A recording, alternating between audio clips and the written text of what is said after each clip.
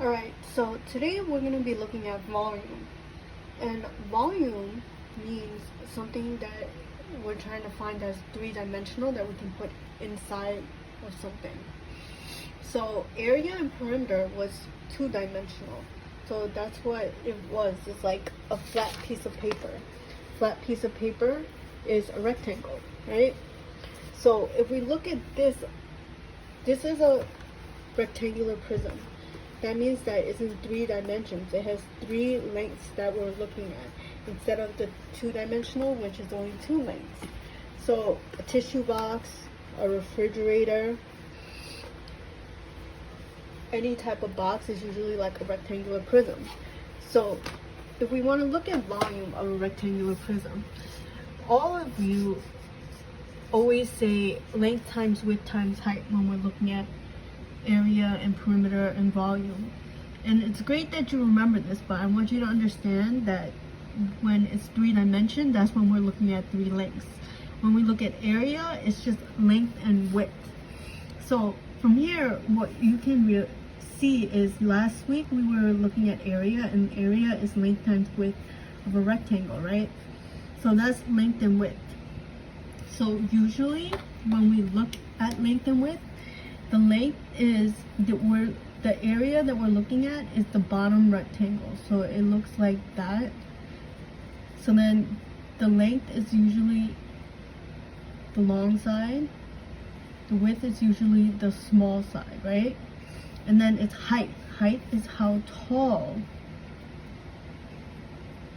the rectangle is. Sorry, my H is a little off. But that's how we get the length, width, and height, the three dimensions of a rectangular prism. So let's look at an example. If we look at this, right, we set it up the same way. We know volume is length times width times height. So if you look at it, if we're looking at that bottom rectangle again, right? So I'm going to make it a little more clearer. So this would be what it looks like in three dimensions, right? So the length would be 6, because that's the longer side of the bottom rectangle, and then the 5 is the smaller side. So we can look at it from any side. And then height is basically how tall the rectangle is, so that would be 3. So the volume would be set up as 6 centimeters times 5 centimeters times 3 centimeters. But length and width is the area, right? So 6 times 5 is 30, so that becomes 30 centimeters squared, right, times 3 centimeters. So then 30 times 3 is going to be 90 centimeters cubed.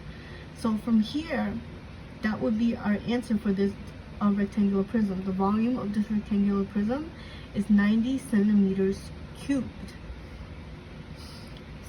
So with that being said, I'm going to look at the volume of a cube. A cube is a little bit more easier only because what we know about a cube is that a cube has all the same length. It's just like a square, but square is two-dimensional, right? So the two sides are the same. A cube, all three sides are going to be the same length. So if I look at this example now, right?